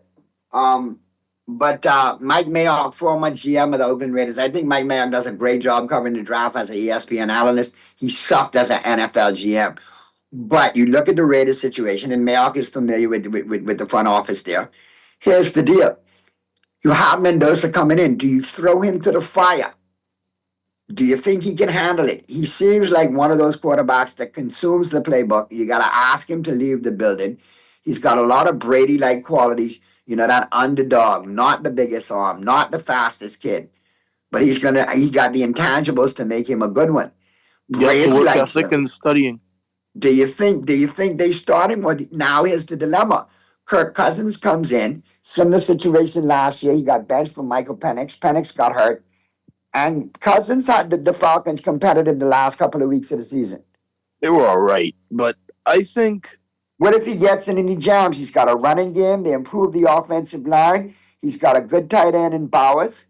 Yeah, see, Kubiak's a genius. He is not going to start a rookie quarterback right away. On it, real quick, start boy. The relationship between these two, it goes back decades.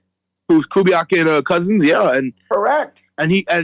But see, Cousins said the right thing too. He said he's willing to be the backup, or he could start, but he's willing. He's going to mentor Mendoza in the best way that he can, and it'll set up the Raiders' future.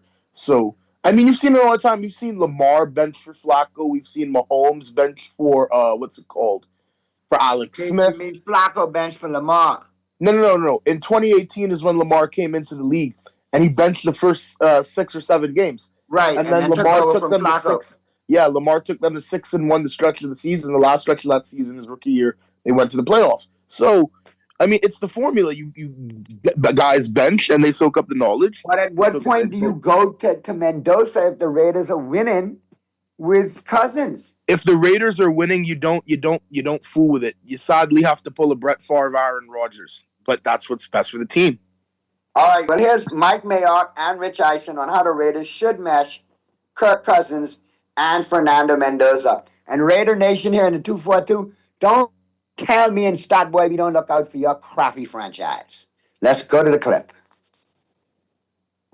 Day, Mike, with Cousins willingly signing with the Raiders, knowing that they're going to draft a kid first overall at the position, after being in Atlanta where he got signed by a team, unbeknownst to him, they then drafted a kid at the position, and how you and I were on the set together in Radio City Music Hall when his career began with him being the other kid at the position for a team that had already drafted Robert Griffin, and it just seems like a through line for his career, that and being paid like he's a Major League Baseball pitcher, being everything guaranteed. But it's kind of wild. What do you think is happening at that, position in Vegas with him knowing he's going there and Fernando Mendoza's coming? Mike? Number one, he's willing and able, and that's really important. Number two, regarding the development of the rookie quarterback, at some point, Rich, there's an intersection between a young kid being ready to play in the NFL at that position and, just as importantly, the team being ready for him. And by that, I mean an infrastructure in place where they can run the ball a little bit. The pass protection is figured out. They got an offensive coordinator that knows how to call plays, protect the quarterback, put him in the best position. You play a little bit of defense so you're not playing from behind all day. And when those two things intersect, both sides are ready. Rich, that might be week 1. This kid could be ready. It might be week 7. It might be next year. But the Cousins signing gives them the insurance to allow this kid to develop in a natural time frame. And I thought the Cousins signing was outstanding and needed. Me too. It gives them room to roam, and there's no pressure. They just hired a coach, right? So it takes the lid off the pot a little bit here, for the lack of a better analogy.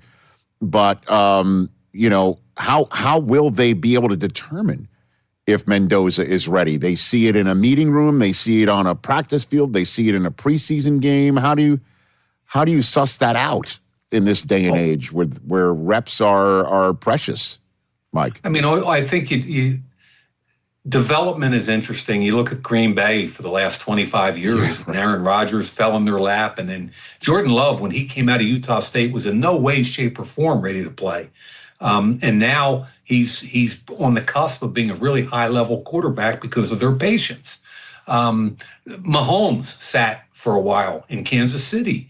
Every kid is different, and too many times in the NFL, we force first-round picks to play immediately. We bow to all the pressure. The head coaches and GMs have job pressures. If you don't have a franchise quarterback, you're just another day closer to getting fired. You've heard me say that a bunch. So I think what this does is it allows them to take a look at this kid who's really cerebral. He's got a high football IQ, and the way you figure it out is in practices and meeting rooms and preseason games is, can he run an operation from day A to Z? Can he put our offense in a position where everybody's in the huddle not looking at him like, we got no freaking chance with this kid? Right. I mean, right? He's got to run the operation. He's got to know what he's doing. He's got to give him a chance to win football games. And you've got to compare his development versus Kirk Cousins at age whatever he is. And, to evaluate the rest of your team, you need competent quarterback play. It's not just about him. So they'll know what that intersection is. They're going to look at each other in a team meeting.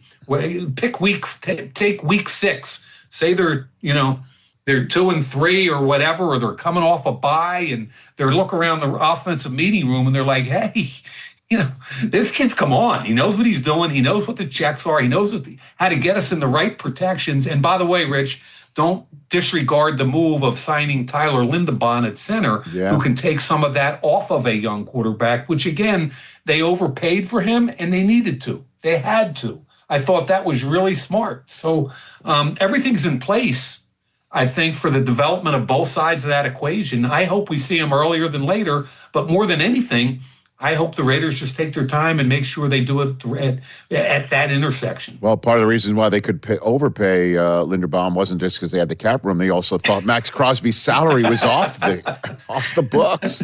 It's just crazy, man. Just crazy. Yeah. Hey, you made it all the way to the end. Thanks for that. Check us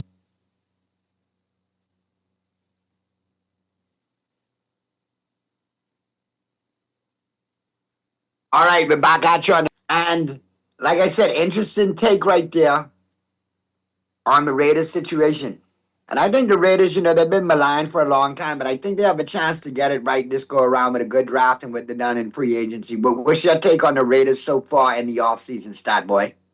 Home run off season, A++. And the thing that stuck out to me right there in that whole entire clip, Tyler Linderbaum, he's a former Raven, now a Raider. Like the guy said, they had to overpay for him. They overpaid for him, and they had to. And they did it. And guess what? Now they've got a solid center right there. All-Pro, Pro Bowl level center for Mendoza or Kirk or whoever. But the future's looking so bright in Las Vegas. Now, Raiders fans, don't get biggity and don't let it go to your head. Y'all have been buns for a while, but you have the potential to be good. So just take it in stride. And it depends on what they do in the draft. However, this year's draft, that a lot of the experts and a lot of the gurus and a lot of GMs say that there is a lack of blue chip prospects and players in this year's draft, and that could cause a lot of things to fall. A la CD Lamb to the Cowboys a few years back. Remember when he fell to 17? I do, which is insane. I mean, Justin Jefferson fell in that same draft. Caleb Downs, if he free falls to the Cowboys at 12, my brother, you actually may see me put on that Ohio State hoodie of yours just for one time. You can have to. So I'm looking to either want him falling, and then Ruben Bain could potentially fall to the Cowboys at 12 because people are talking about his short arms. But you give me him any day of the week alongside Rashawn Gary, next to Quinnen Williams up front, and old boy who we got from the Raiders. I mean from the Packers, Kenny Clark. Boy.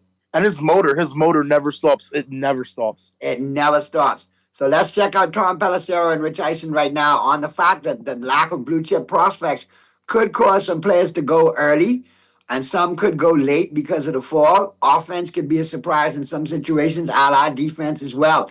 So let's hear what they have to say real quick, and then we'll get you into your picks and whatnot and wrap things up on this week's version of the Press Box. Your list, Tom.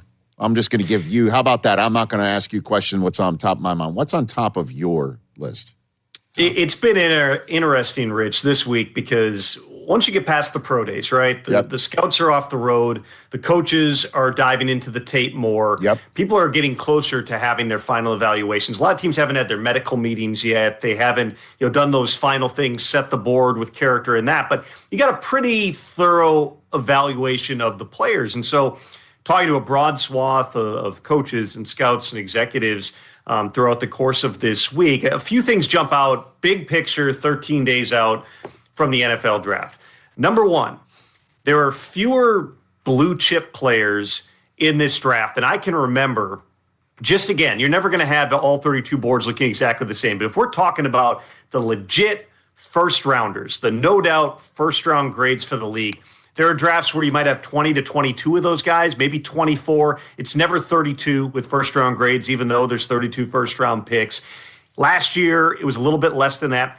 This year, we're talking about somewhere between 13 and 15 players, which means if you're a team that's holding a pick, let's say just outside the top 10, you may be in a bind because there's not, if you've got specific positions that you could really use a huge upgrade at, those guys might be gone by the time it gets to you. And if you go any further back, you really might be outside of that zone. And so I think that right around on either side of the 10th pick, you could see a lot of potential movement and a lot of calls because teams are either going to want to get aggressive and go get one of those blue chip guys on their board, or they're going to be trying to trade back. Because then after you get outside of that 13 to 15 guys, the sweet spot of this draft maybe into rounds 2 and 3. In other words, there's a bunch of guys who are going to have second-round grades who are going to go in the first. There are also guys who maybe have second-round grades that are going to go in the third. So your real value is going to be found on day 2 of the draft, and it's going to create a lot of variance. There are not a lot of quarterbacks that somebody's going to trade up for, even into the bottom of round 1. We'll see how things transpire with Ty Simpson. But that's one of the big-picture things to me is there are so few of those true blue-chip players that it's going to change, I think, the mechanics of how some of that movement may take place in the draft. Certainly, if we're talking about how things fall in the top 10, everybody's watching if you took a straw poll, and I kind of have around people in the league, they think David Bailey from Texas Tech would be the pick, but nobody knows for sure. There's half the Ohio State defense from last year that's going to be in the green room for the draft, so you could certainly make a case for you could talk yourself into Sonny Styles, even though that's really rich for a true linebacker. Caleb Downs is one of the top players in the draft. He's a surefire safety that's going to go high in this draft, but do you take one at 2? There's a lot of different questions when it comes to that. And then that, in turn, impacts Arizona and Tennessee on down the list in terms of what their options are going to be, which is going to make it fun, Rich, when you're sitting there in Pittsburgh and calling this draft. We've been saying for 3 months, okay, Fernando Mendoza, it's going to be the number 1 pick. That's what everybody presumes. But at 2, you still have real questions, and then that creates questions for the teams directly behind them. And then the third big picture item here is this quarterback class has been in many ways kicked around for a long time. Yes. I have found nothing to dissuade that in talking to teams. This is not a deep quarterback class. This is not a quarterback class that necessarily has, a ton of, real starters up at the top. Fernando Mendoza, there's no doubt that he's a starter. How good is he relative to quarterbacks in prior drafts? That depends who you talk to. I haven't found anybody who would put him up there above, Caleb Williams or Jaden Daniels, Drake May. But certainly there's people who are going to make arguments in terms of how good he is. He's a legit starting quarterback prospect. Ty Simpson, the real question is, where is the value for Ty Simpson? There's a lot to like. Everybody's intrigued by the tape, especially for first half last year, and the way that he processes and runs offensive concepts that are very familiar. He's got some really good tape. But, the size, the way that things went the second half of last season, it just creates some questions. He's going to go, but is he a legit, no doubt, walk-in-the-door QB1? That is going to vary between teams. And then, the real interesting part in terms of the quarterbacks, Rich, to me, is that next group of 3 guys who are in different orders on everybody's board, but they all played big-time college football, had really good moments, at various points were all regarded as first-round picks between Carson Beck and Garrett Nussmeier and Drew Aller. Those guys could go in the 2nd. Those guys could go in the 4th. And I'll have my quarterback story coming out, in the relatively near future here. But there's, real questions. They've all got developmental upside. They all had their struggles, especially this past season. Where exactly, not so much Beck, but the other 2, where do those guys go is going to be a big storyline because these are huge names in college football. And right now, there's not people in the league going, okay, that guy's going to walk in and he may be my starter in year 1. Hey, you made it all the way to the end. Thanks for that. All right, so as we wrap things up, don't forget on the flip side of the break, we got Rich Eisen taking us home. What's more likely as we break it off way each and every week right here on the Press Box. This week, Rich is breaking down the Raiders, the Panthers, the Texans, the Packers, and the Jaguars, and doing a little bit of Masters golf coverage as well for our golf aficionados out there. Before we get out of here today, though, Stat Boy, we got to get some picks in. We're going to do it with a little twist today. Our picks today come to you. Brought to you by the Island Game, the game the friends you trust, and the Island Game always reminds you to play responsibly. Comes to you from the UFL. For all you football Joneses out there, I'm going to watch UFL football when the show wraps. I'm not going to lie to you. I'm going to watch UFL football. No shame in my game. The Aviators are up over the Dallas Renegades 7-0 in the second quarter. 12 minutes left there. I like the Renegades to come back and win that one and cover the 3 points.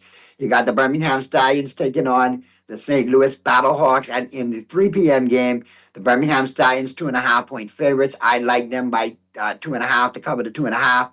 Both of those teams are 1-1. All right, let's pick up the sponsors each and every time. Couldn't do it without them. The Island Game, Jimmy's Wines and Spirits, and Michelob Ultra, KFC Nassau, Green Parrot, Margaritaville PI, and of course, Harborside Marine. For Stat Boy, Mr. Producer, Megaton, this is your boy Naughty. Thank you all for joining us for the Press Box. We'll see you next Sunday right here on the Press Box, and we'll see you Monday on Talking Heads right here on Guardian Radio. In the meantime, though, enjoy the rest of your Sunday, and may your team win. Plenty sports action in Major League Baseball, NBA, UFL, and hockey.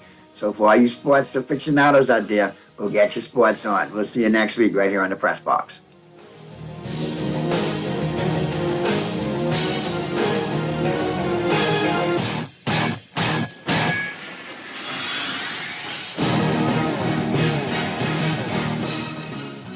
KFC got that crispy onions crunch. Take a bite, it's a smile. Sweet onion sauce drip, happy running down my side. Pepper jack cheese, bring a little play. Burrito bun soft like a cloud on this ride. KFC, get chicky with it. Hey. Taste the sweet side of things. Every single bite, so litty. Got my whole crew doing that thing. Crispy onion, sweet onion sauce. Pepper jack cheese going on. Introducing the new Sweet Chick KFC. Let's get chicky with it. Play with Island Games. We making dreams come true.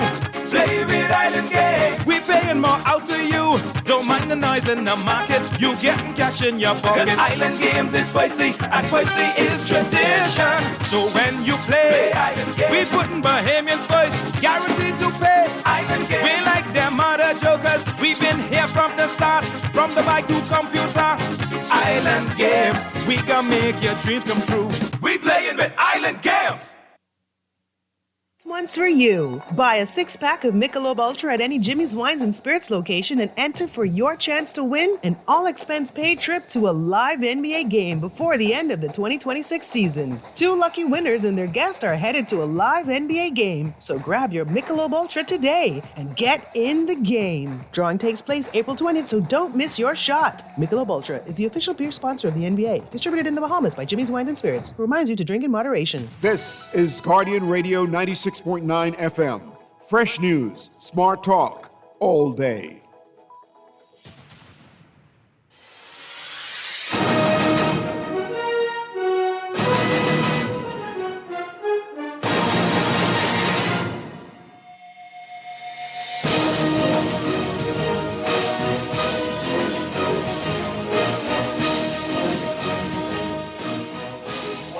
What's more likely? Never say never, but never.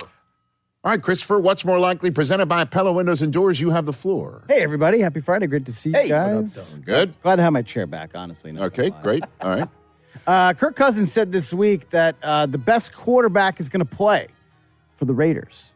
Who's more likely to be the best Raiders quarterback by the end of 2026, Kirk Cousins or Fernando Mendoza? What is your measurement of best quarterback? What does that mean? You tell me. I'm asking the question. No. You're asking the questions, but I'm asking what your metric is. What's your definition of best quarterback? I think it's all encompassing. Best chance to win, stats, record. Like a better quarterback. Who's the better quarterback by the end of next year? It would be a stunner that Fernando Mendoza will have figured everything out and is the best quarterback neck up against a guy who's got 14 Well, neck years. up is not on, though. No, I know that, but it's also neck up is part of the body of work as well as the body of a quarterback. Sure. So, I mean, in the same way that Jaden Daniels was a better quarterback than Marcus Mariota by the end of his rookie season, it's a rarity, right? Well, Drake May and Jacoby Brissett. Right. I mean, yeah, Caleb Williams had no competition. Right. It happens. Bo Nix was great right out of the box, too. Dude, I mean, I have no idea the way this thing's going to go. So what's more likely is where I need to lean on. I'll go Fernando Mendoza since that's what you're looking for. That is what I was looking for. I know that. Thank you for giving me what I want. I am a people pleaser. Either is an improvement, so. Oh, Say Geno that. slander. Wow. Rough year. It's not, I mean, over the last few years. Yeah. Geno was phenomenal in week 1. Remember that? Remember, I know. remember week 1 narrative? Pete Carroll's Raiders beat the eventual AFC champs. And as a matter of fact, the reason why They the AFC smoked them. championship game was in Denver was because of that result. Expressly that result. Crazy. So, yeah, I understand that. But you can make the case the Raiders have not had efficient, successful play at the quarterback spot since, what, Derek Carr's second to last year? Yeah. There? It's been a long time. Yeah, been a long time. I don't sign shoes no more. Talked about C.J. Stroud having his 5th-year option picked up, wondering if the Houston Texans are my Huckleberry in this quarterback thing here. Quarterback more likely to get a contract extension first. Bryce Young or C.J. Stroud? I'll go C.J. Stroud. You know the Panthers are going to have Bryce Young go through year 4. Stroud, I don't know. Let's see what happens in the next few weeks and months. I'd be curious if Tom has any intel on that. Tom Pelissero joins us in just 9 minutes' time, if you're watching us live. So I'll go Stroud still. What else you got? How about this one? News today that the Jacksonville Jaguars plan to be a full-time defensive back. I'm wondering if that's the knee thing. Is that what it is? Rich Eisen, more likely team that made a massive 2025 trade that wishes they had a do-over. Yeah. Jacksonville or Green Bay? The Micah Parsons trade. Injured most of last year. Oh, I'll go Jacksonville. He was not injured most of last year. He's injured. He was not. He got injured late in Denver. Is he going to be ready for week 1? We don't know. I don't know, but oh no. I would go Jacksonville. Because if now he's hurt, if you can now wave a wand, right, and go back. And I understand their season turned out phenomenally, so they have few complaints there. You're giving me this construct. If they could have a do-over where they could have their first-round selection this year and knowing that Travis Hunter, maybe due to his injury or due to their different philosophy, they would not trade up one spot for a cornerback, shut down or otherwise. Really. So I would say that. Again, this is a construct. You're putting me in this box that he's a terrific player and a terrific kid, and I'm sure they're very happy to have him in the cornerback spot, being a shutdown corner. And the Jets used a top 5 pick on Sauce Gardner. But to trade up and give up a first rounder to go get somebody who's now just going to be a straight up corner rather than a potential unicorn on both sides of the ball, Heisman Trophy type guy like that. I think Micah, there's that one is just, they're not looking for a receipt on that one in Wisconsin. That makes me think, too, that Brian Thomas Jr. not getting traded at all. Always kind makes sense. Rumors surrounding him. Why would you trade him? By the way, we just kept telling you this. To be full-time on both sides of the ball, it's I don't want to say it's impossible, but it's kind of impossible. It truly is. I hear you. Yeah. And now he's got a chance to become maybe the best cornerback in the league. It's a kind of a bummer just because all the hopes and thoughts we had and watching him play they can college. still packages. He can do all of that. But this guy could be the best cornerback in the NFL in a few years if he's just, or even this year if he's healthy. This year, so he's still special. What else you got, Chris? All right, last week of the NBA season coming up over the weekend. More likely to be the more dangerous play-in team, Hornets or Warriors. With Steph Curry back. I see what the Warriors have been like, and it just seems like there's something off. I'll go Hornets. I know I just went higher register. You did. Con Knipple might be Rookie of the Year. I hear you. Well, Melo's been nice. Hey, Con Knipple is not going to be Rookie. I mean, you don't think so? It's Cooper Flag. Yeah, come on, bro. You know that. He'll be all rookie team, first team. This is going to be Cooper Flag. I don't know that. What are you looking up odds now? Is that what yeah, you're saying? I am. Odds don't always tell the story. Con Knipple is the favorite for Rookie of the Year. What? Yeah, minus 140. Cooper Flag plus 110. Well, I don't even so they're care. even, but I don't care what those odds it's say. close, but Knipple's kind of been the favorite for over a month now. All right. Granted, Cooper Flag's been balling lately. Second best main player ever. I will go Hornets. I'll go Hornets, even though the Warriors have some all-time greats. So, what else, Chris? A little Masters action here. More likely to win the Masters, Rich. Rory or Scotty Scheffler or the field? Can I get the Springtime Love or Romance, please? Springtime Love. I like Springtime. Springtime Love. Springtime for Springsteen Love. Springtime for Augusta. What you saw last night. I'm going to go Rory. Right. I'm doing it. I'm going Rory. Back to back. I'm going Rory. I mean, that's GOAT status right there, man. Going back to back? Only 4 players. Did Fred Couple say he may never lose again here? He said Rory was kind of walking around with an air about him that. Like he may never lose here. Yeah, he's just so free. 5 under looks pretty damn free. Yeah, Scotty Scheffler now back to even par on the day, 2 under on the tournament. Mm-hmm. Rory teeing off in 28 minutes. Okay. What else? You got one more? Last one. Rich, tomorrow, a film you were a part of had its premiere 12 years ago. Draft Day hit theaters on this day tomorrow. Okay. Yeah. More likely draft day player who'd go number 1 in this year's draft. Vontae Mack or Bo Callahan. Wow. What is happening? Can I tell you why this is funny? Okay. I've got this little Post-it note thing by my desk here. I didn't know you were doing this, Brockman, but literally, Again, we did not. I have on here Vontae Mack, no matter what. I mean, that's what I'm saying. Every draft season. How can you go against that? Raiders need a quarterback. You can't go against it. Vontae Mack, no matter what. Quarterback's going number 1 in this draft. I know that. O'Callahan had one bad game against Ohio State. I know, but we all know that in real life that if anybody took a linebacker first overall, it'd be a massive problem. Certainly.